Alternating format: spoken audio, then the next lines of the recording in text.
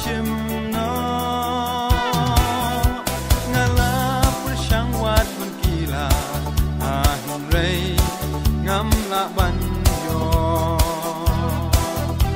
ngala prashang wat bun kila a hin rei ngam la ban yo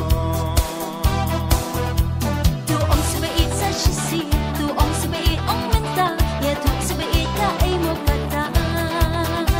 tu ong se it sa shi si tu ong se it ong menta ya tu se it ka ai mo kata kado nu dei kado nu kado nu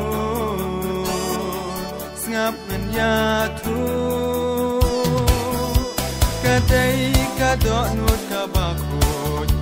ka bom dan da kai kadai kado nu ka ba khoj ka bom dan da kai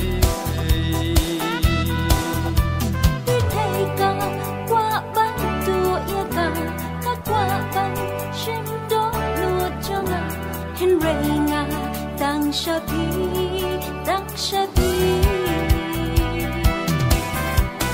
thei ka qua ban tu ya ka qua ban shim do lu cho nga hen rei nga tang sha pi ka jin thang ka pi ban ta ya do lu trong pi ban wan om dan shu chim a ta ti nek per thei ni long ka wei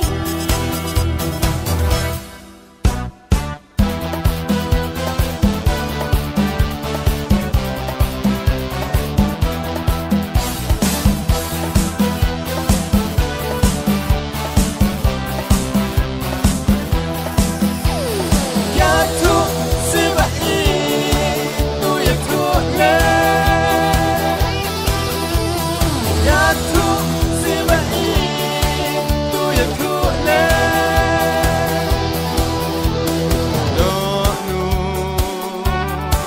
dei ka do nu